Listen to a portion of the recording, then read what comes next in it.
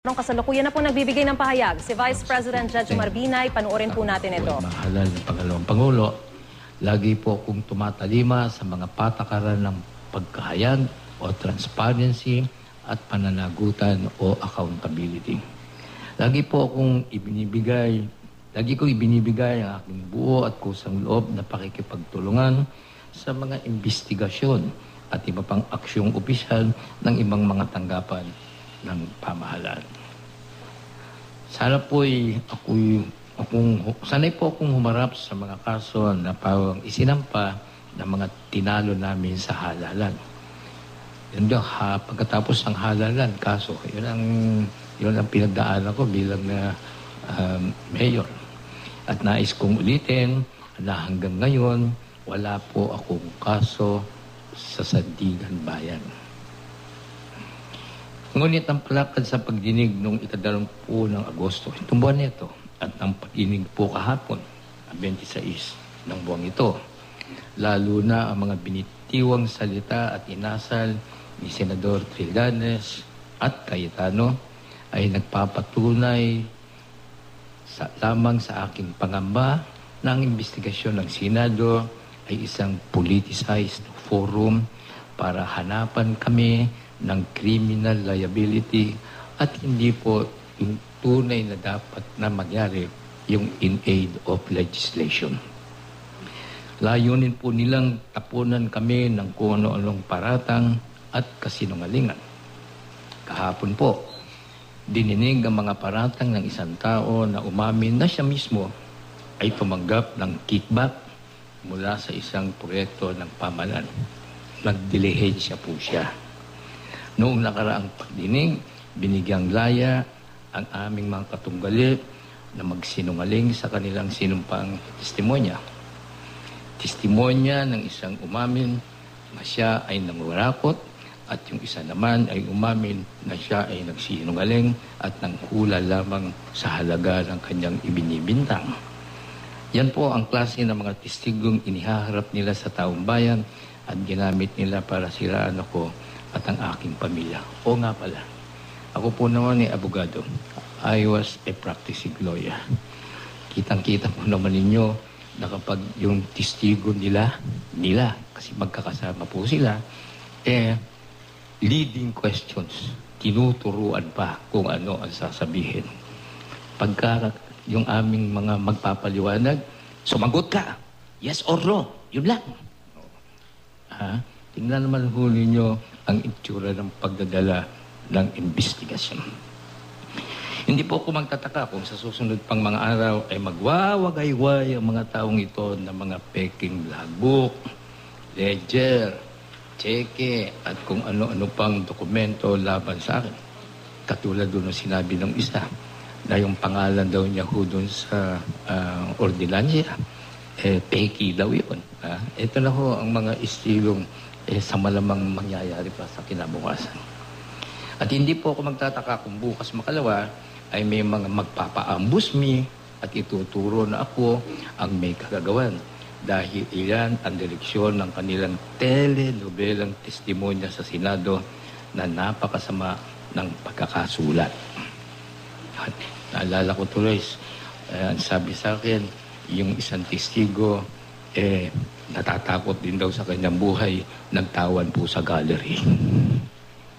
At habang hinahayaan nilang magsinungaling sa Senado ang kanilang mga kaalyado, minamaliit at binabaliwala naman nila ang kahalagahan ng mga testimonya at mga dokumento tulad po ng mga listahan ng mga materyales kasama ang mga presyo nito na nagpapatibay na walang overpricing.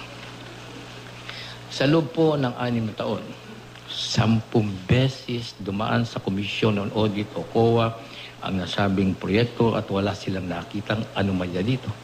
Ngunit sa mga pagdinig, dinuro at ininsulto ng ilang mga senador ang mga opisyal na kawani ng COA na nagbigay ng makatotohanang testimonya batay sa mga resulta ng mga aksyong iniutos ng kanilang punong tanggapan. Alam po ba ho ninyo? Baka hindi ho ninyo nalalaman. Kahapon, tinangkapang pigilan ni Senador Trillanes ang testimonya na ang kinalarawan ng kontratista ng proyekto. Pinagsabihin niya, huwag ka nang titistigo. Nakapagtistigo rin. Siguro talagang sinadya ng pagkakataon. Kasi lumabas siya, nagkaroon ng pagkakataong matawag ko yung testigo. At itong testigon to na kinatawan ho ng kontratista ay pinagmumura ni Senator Trillanes. Bakit ka tumistigo? Ito ay minura, tinakot, dinuro, at ipinasasama pa sa reklamo na plunder. Tinakot pa, ipa-plunder kita. Tingnan lang ho ninyo kung ano ho ang dalay ng investigasyon dito, Dahil sa nung unang araw, yun kung COA, dahil sa maganda ang pagkakasagot sa ayon sa pananaw nila, o sige, ipapaalis ka na namin sa habla. Kita ko naman ninyo kung paano kung telenovela kung mga pangyayari dito. Ano po ba ang kinatatakot ni Senator Trillanes? Nasabihin ang kinatawan ng kontratista na hindi po overpriced ang proyekto. Na may iba pang proyekto sila, marami para silang proyekto sa pamalaan na mas mahal pa sa building ko ng Makati. Na may mga proyektong hinati din sa phases at kasama dito ang ilang kaalyado pa rin nila mismo. Hindi ba ito'y pagpigil sa katotohanan at paglabag sa karapatan ng mamamayan na malaman ang lahat ng panig o kabuuan ng katotohanan? Muli ko pong ulitin, hanggang ngayon, wala pa silang maipakita ng konkretong ebidensya na overpriced ang nasabing building. Ano ang sabi ng batas? Mga kababayan, para patunayan o ang overpricing, dapat maghambing ng magkaparehong bagay. Ang tawag po nito sa English, apple to apple. Hindi ko pwedeng apple to oranges. Paano gagawin ang paghahambing? Isa-isang aktwal na canvas ng bawat materyales at kagamitan. Yung building is a government building. Hindi ko pwede yung ikumpara ho ito sa proseso ng paggawa ng isang private building. Alam niyo po ba ho, halimbawa, na yun kung sa private building, yung mga materyales kailangan at di kalidad, yun kung nagpapagawa mismo ang gumagastos. Dito po sa government buildings, kontratista po lahat ang sumasagot doon po sa gagamiting gamit.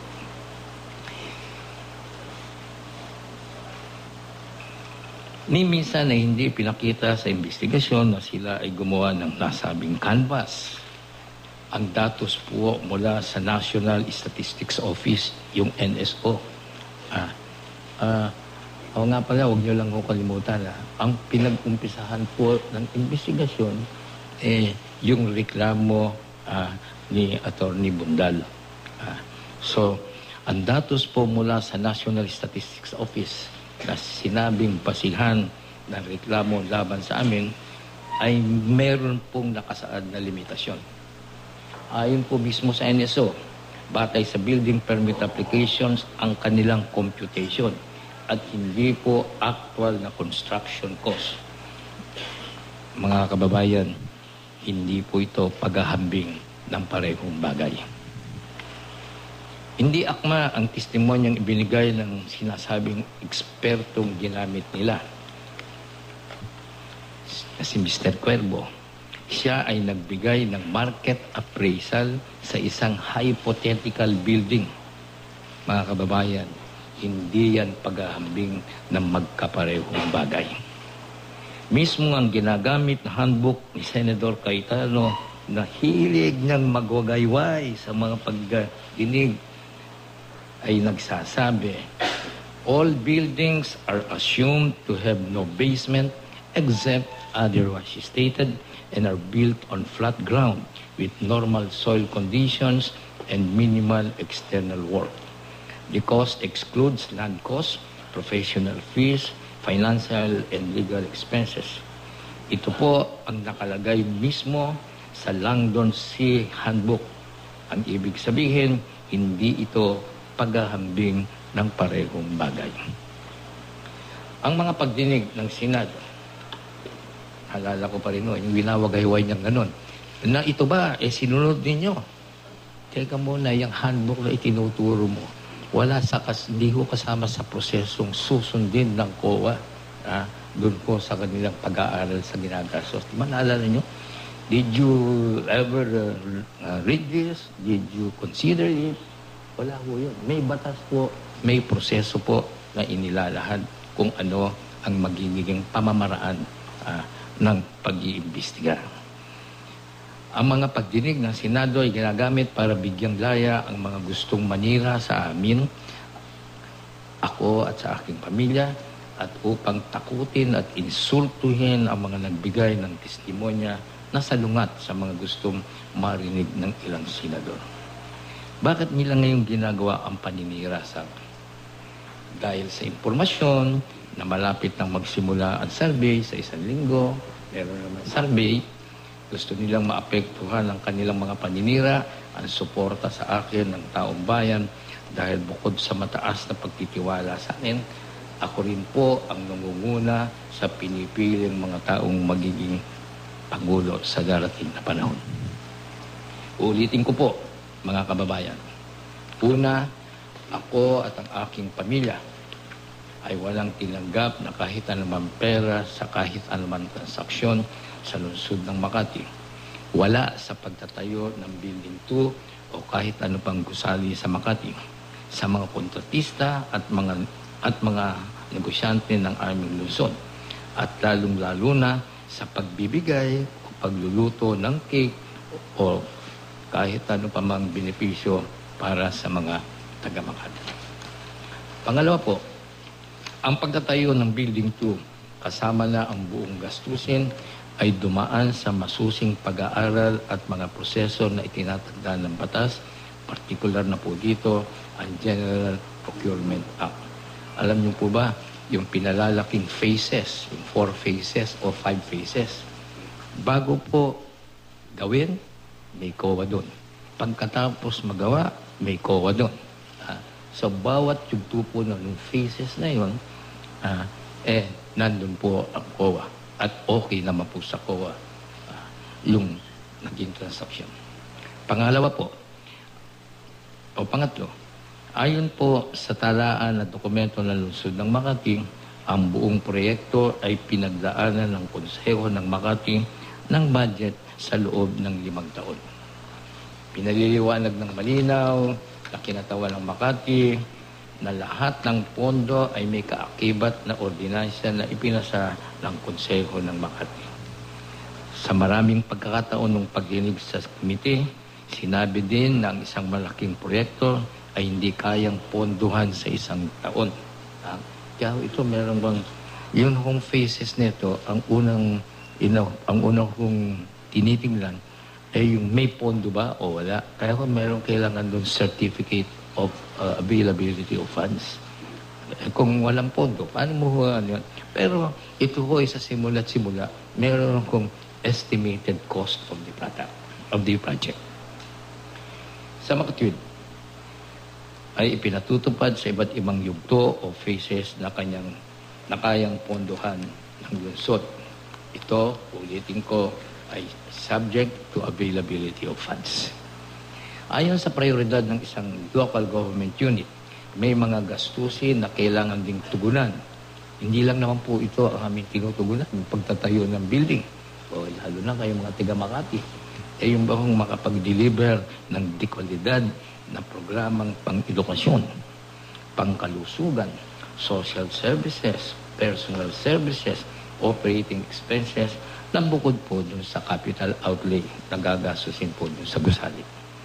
Pang-apat, ang COA po, sa tulong ng kanilang mga technical specialists at regular auditors, ay nagsagawa ng hindi po iisa, hindi dadalawa, kundi maraming beses na pagsasaliksik at pag-audit ng lahat ng gastusin sa pagtatayo ng Building 2. Wala pong nakita na kahit anong bahid ng labis o kulang o paglabag sa mga alituntunin ng COA at mga batas sa pagtatayo ng nasabing gusali. Panahon pa lang ni Ginang Arroyo, kayo naman, nakita-kita na. Tingin ko marami sa inyo ang kasama ko nung ako nagkulong doon sa City Hall. Ha? Panahon pa po ni President Arroyo, ilang beses po akong pinag-iimbestigahan sa COA. Ito po, ang phases nito, inabot po ito sa panahon pa ni President Arroyo. Ang pinakamamabaksik na pamamaraan ang ginamit nila dahil ako po ang nasa oposisyon. Pero mga kababayan, wala po silang nakitang anumang irregularidad. Panahon pa ko ni GMA. Mga kapuso, yan po ang bahagi ng pahayag ni Vice President Jejomar Marbinay. At Rafi, nakita nga natin, sumagot na itong si Vice President Jejomar Marbinay pagkatapos ng pagdinig kahapon sa Senado tungkol sa umunoy overpricing ng parking building sa Makati. Iginit niya na hanggang ngayon wala pa rin konkretong ebidensyang na ilalabas na overpriced ang naturang gusali at sinabi rin niya na wala silang tinatanggap na anumang pera mula sa pagpapagawa ng gusaling ito o di kaya pati na rin sa pagluluto ng cake, Rafi. At binanggit pa nga niya na 10 beses daw dumaan sa COA yung naturang proyekto at wala daw nakita rito yung Commission on Audit. Kaya naman sinasabi niya na kahit ngayong establishment na merong overpricing dito sa proyektong ito ay hindi pa na-establish doon sa committee hearing ng Blue Ribbon Committee. At sinasabi nga niya na politika talaga ang punot dulo ng pagdinig na yon para masira daw siya sa publiko. Lalo pat sinasabi nga ni Vice President Binay kanina, Marisay, meron daw survey na magaganap sa mga susunod na araw at yun daw ang hinahabol ng mga kalaban nitong si Binay para maapektuhan yung kanyang mataas na rating, Maris. Yun nga binabatikos nga niya, Rafi, partikular yung paraan ng pagtatanong, gaya nga ng sinasabi mo, ginagamit umano itong forum, yung mga pagdinig di umano sa Senado para sa pamumulitika, binatikos niya yung paraan ng pagtatanong ng ilang mga senador, partikular itong si Senador Antonio Trillanes at Senador Alan Peter Cayetano, na malinaw daw na layon nga nitong tapunan ng kung ano-anong paratang at kasinungalingan ang pamilya Binay. At binanggit pa nga itong si Vice President Binay na pinagbantaan daw di umano nitong si Senator Antonio Trillanes, yung isa sa mga witness doon sa Blue Ribbon Committee na siya'y kakasuhan at pinagbantaan na itong kontratista, yung kinatawan ng kontratista doon sa pagdinig kapag pinagpatuloy niya yung kanyang testimonya dahil isa itong revelation na wala nga daw nangyaring anomalya sa naturang parking building.